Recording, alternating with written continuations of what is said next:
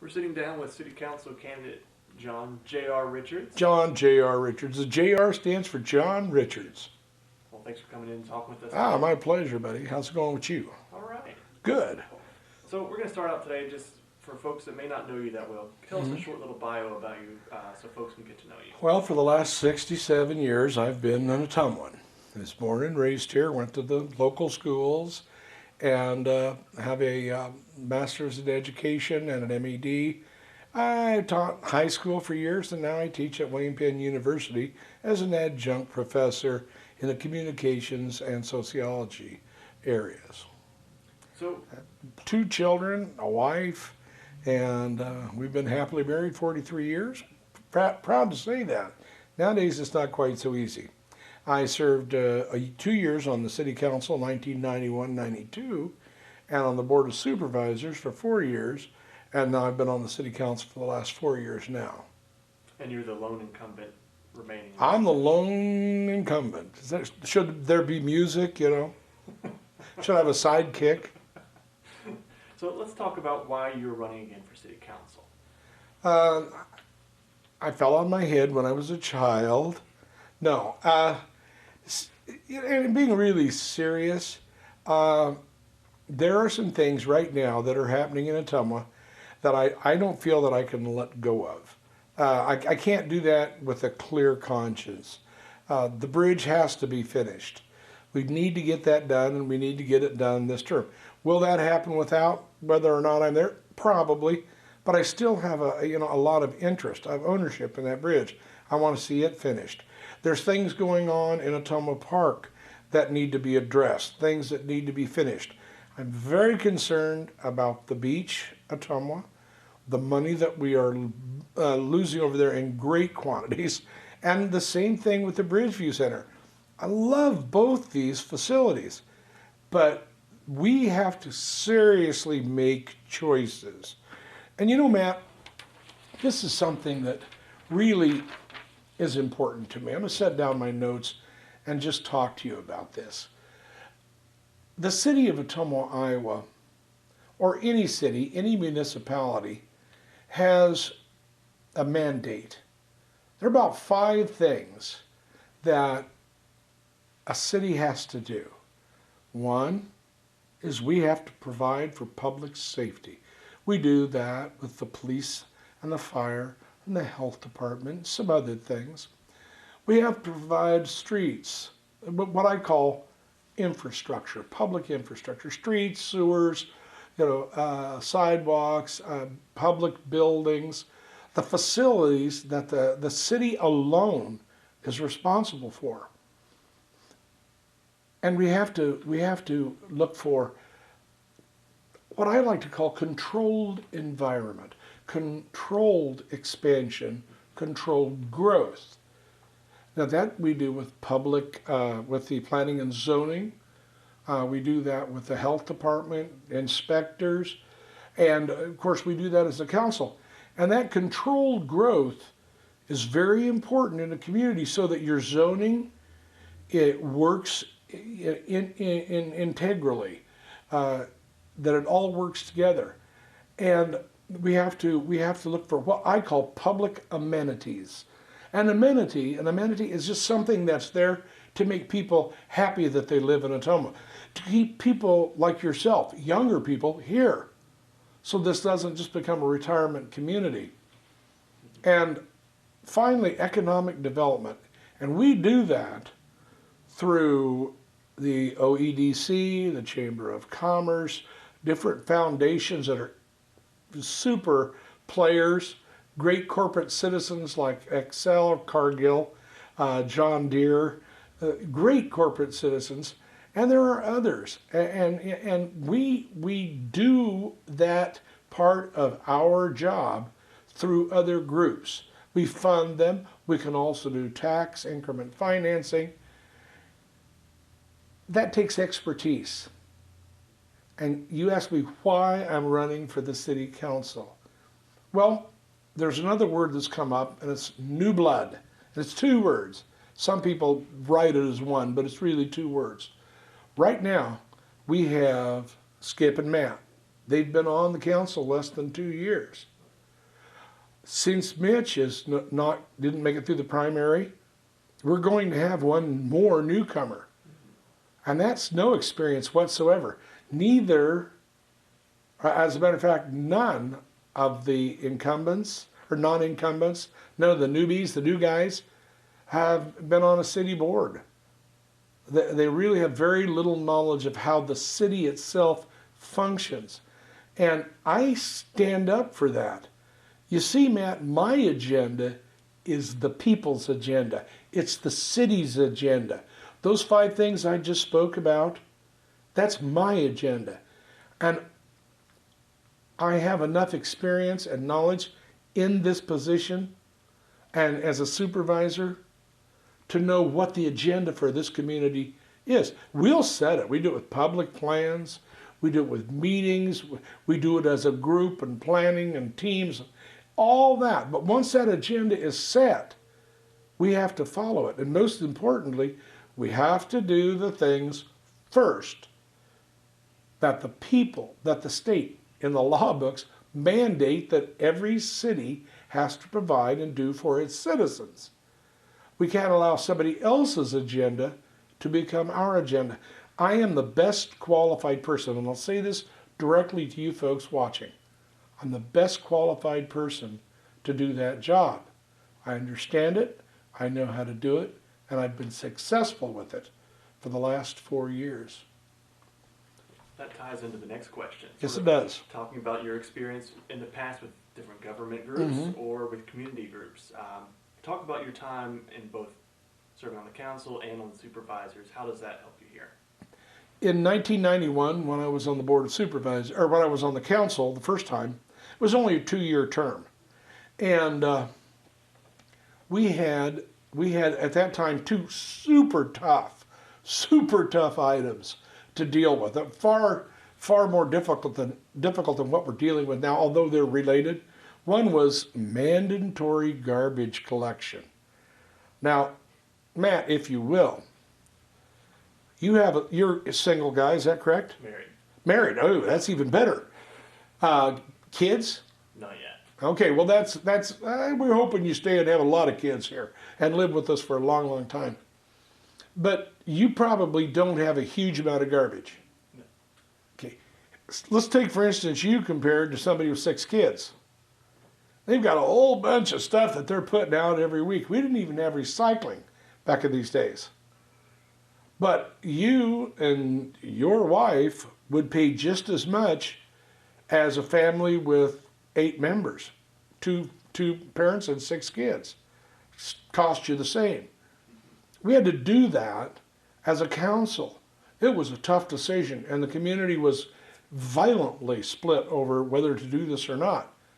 The thing was, we couldn't afford to operate a landfill with all of the new mandates coming in at that. Now we're used to it. We do it just like that. It's no problem because we've done it for 20 some years now.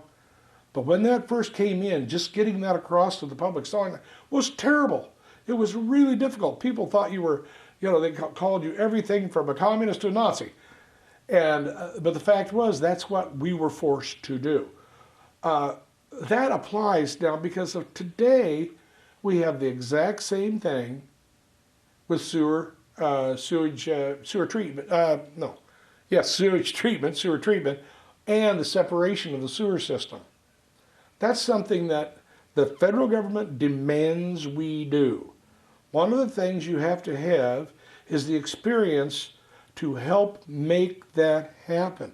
It's not going to be done by your city engineer, or back when I was on the Board of Supervisors, a county engineer.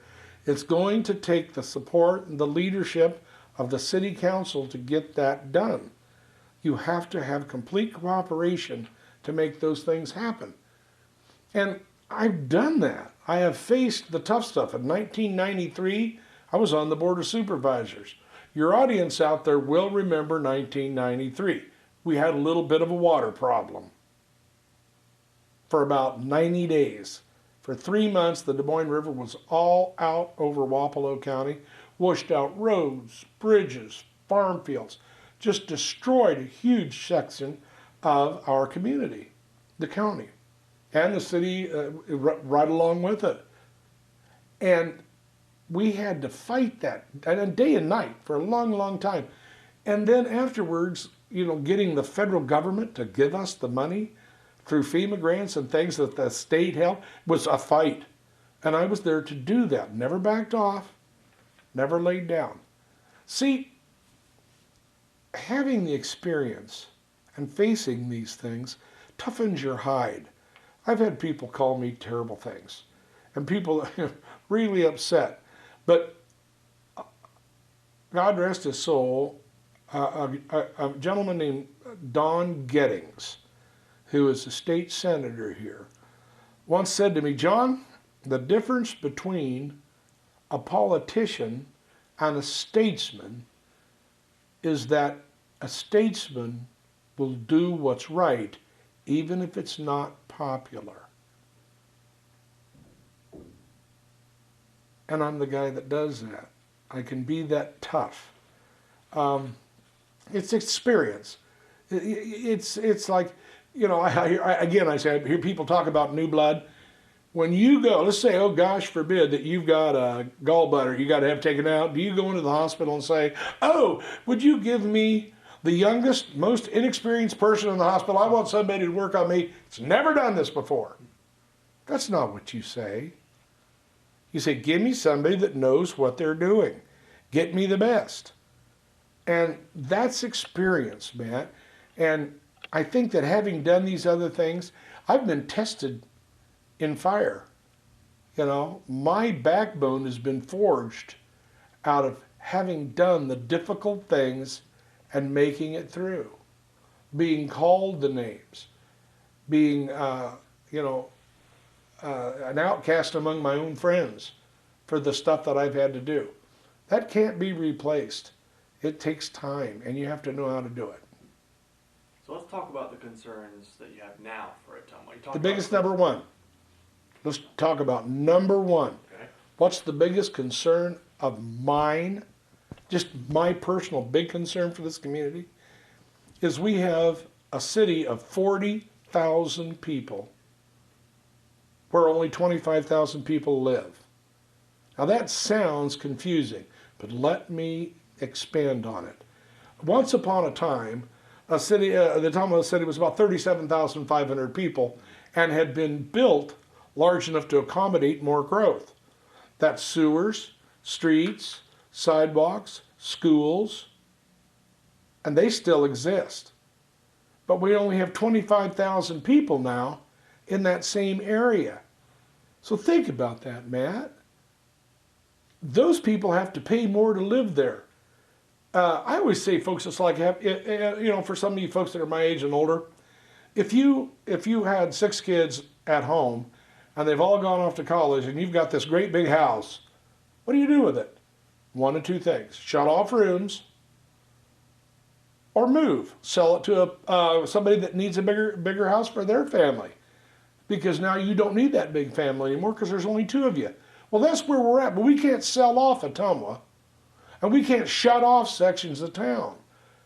My big concern is growing this community to fit the existing infrastructure that we have.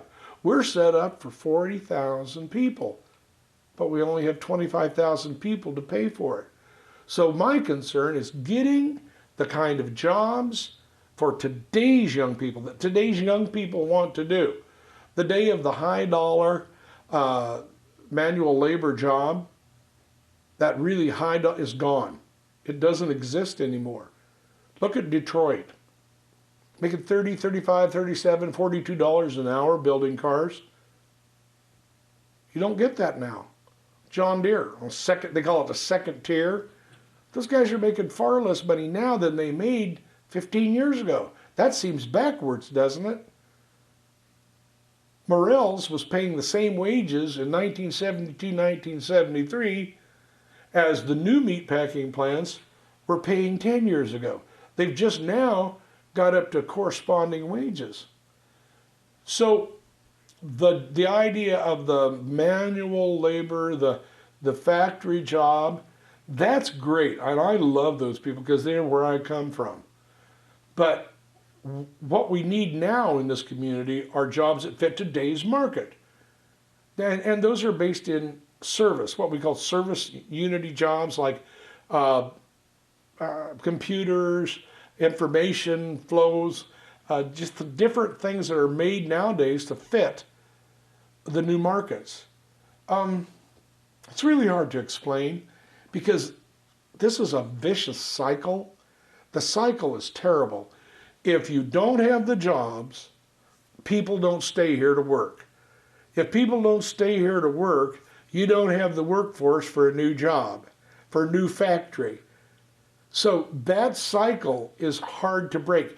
And that's one of the reasons that I'm so thankful for some of the foundations, well, for all of the foundations and people that we have, the OEDC, Legacy, the Wapello County Foundation, Cargill, John Deere, all these different groups, the chamber, all these folks that are working together to change that, to make that economic development work for Ottumwa.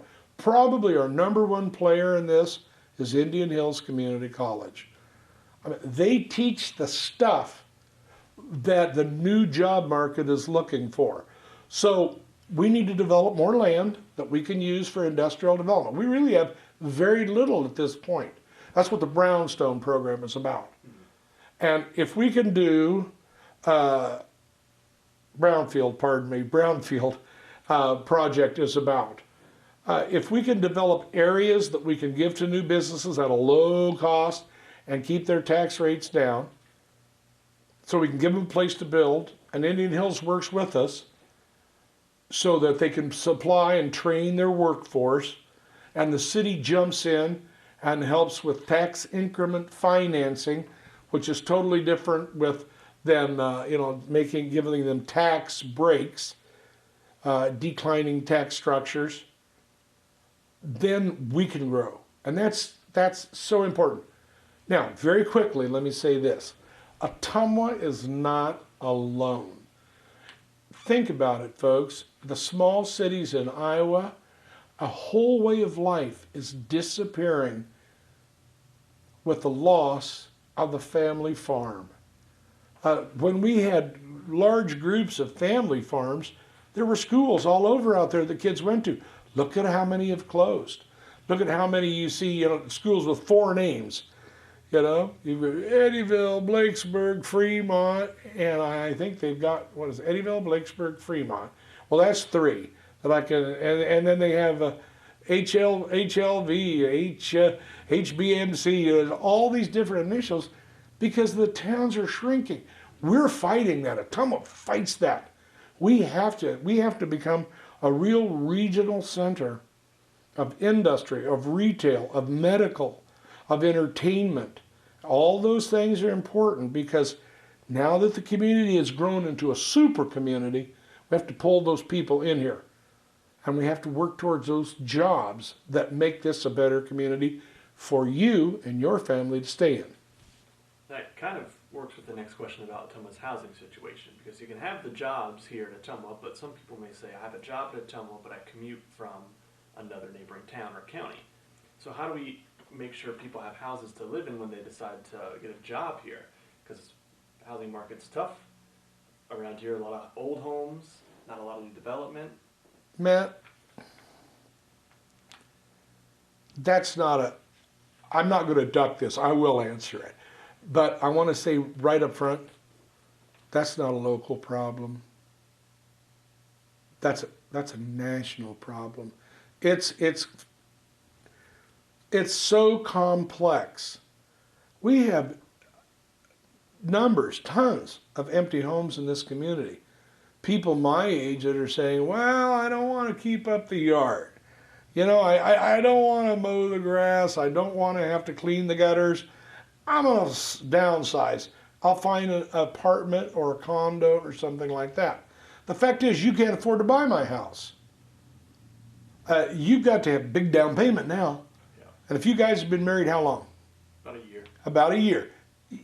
Unless mom and dad chip in from one side or the other, you're not going to have that down payment. That's why I call it a national problem.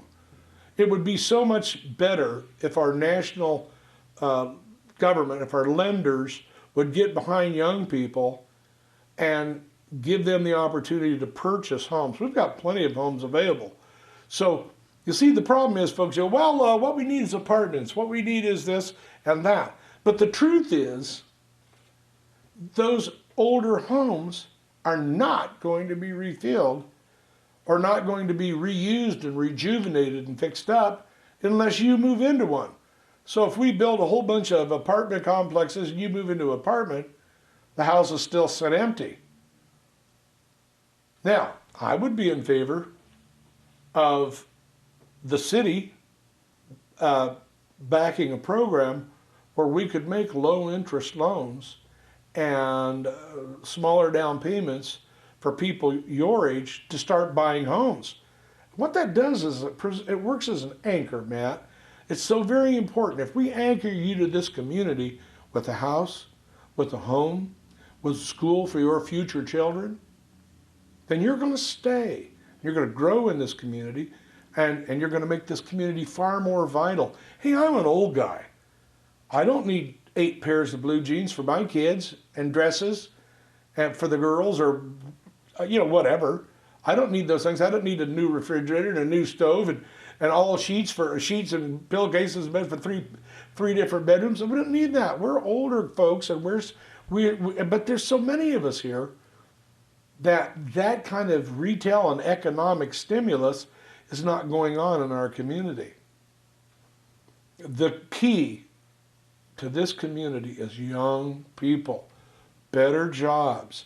We got to play in that ballpark. We've got to make this city and make this county and this area the place to come, to live, to enjoy, to recreate. Then our housing market will grow. Now, I am hoping very much that the St. Joseph Hospital revitalization program gets wings again and gets feet under it. It's slowed down, and I live right next door. And I haven't seen anybody hammering nails or working on that, but I'll push it. The other thing is, there is a need for housing right now for people your age and people that come in for a short period of time. There's definitely needs for multi-family housing, multiplex housing that's reasonable and decent. We did this once before. I worked for the city in the early 70s as a planner, and there's a place called Collier Hill Addition, which has got Jay and George. You might know it as the area right across from the football practice field. Okay, that area, all those houses up there, was at one time a very poor area. And through community development block grant programs, we bought that and we put new housing in it. And I played a real role in that. That's part of that experience. You can't buy that. You got to live it. What's your last question? Talking about some of the healthy things that are going on in Ottumwa, some good signs. We talked about a lot of problems, but there's some good things happening. What are some good signs that you see in Ottumwa? I think for the first time in a long time, there's a spirit amongst this community of moving ahead, of leaving the past behind and moving on to a better future. That spirit is there. That thought is there.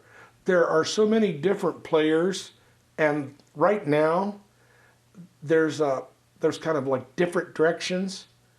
And I think the key to the best part of making this all come together is good leadership. Experienced, knowledgeable, and strong leadership. We've got a brand new city administrator. I really believe in this man. I believe in his family, his wife as well. They're excellent, excellent community supporting citizens. Everything from, not only does he administrate the city, and he will, it's Andy Morris, not only is he going to be our new city administrator, his wife is super active in things like Habitat for Humanity, the cleaning bucket brigade. Have you seen that? where they sell it. She's an awesome lady. We are really lucky to have those people in Ottumwa. I want to make his pathway as smooth as possible. And that means the good things that are going on. We got a brand new city administrator. I think he's going to be a bang up kind of guy. Another thing, Bridgeview. Bridgeview is a real crown jewel in southern Iowa. We need to work on it. We need to develop it. We need to make it more active. We need to reach out and increase the audience size of that facility, the usage. We need to market the heck out of Bridgeview. And I think that will be a real crown jewel. We've got an awesome medical community here in our town. An awesome medical community. We've got people coming in from all over. We've got a vein surgeon here. We do heart catheterizations, you know. We've got a heck of a good medical community.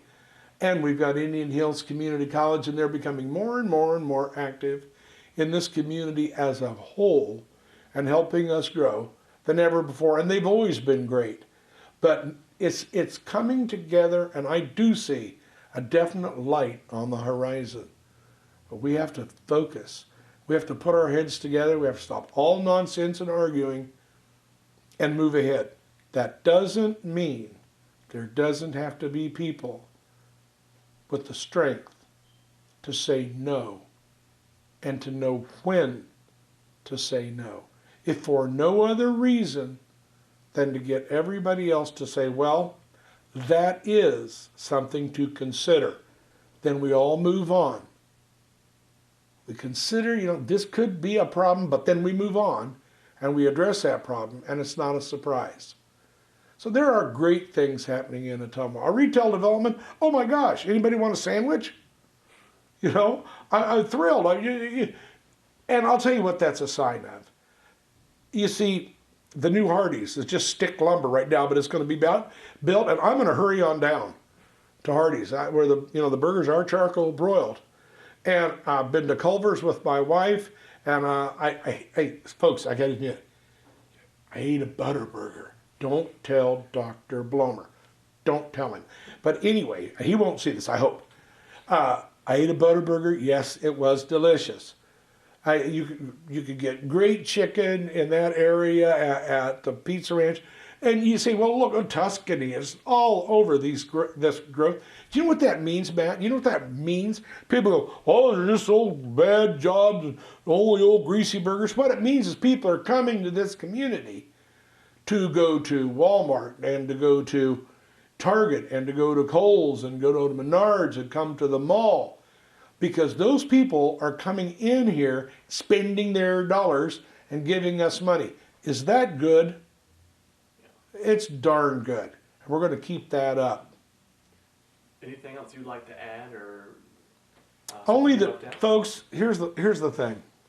You've known me all my life. You know, I've done a lot of different things, and to some of you, I've been a singer, I've been an entertainer, a comedian, or a school teacher.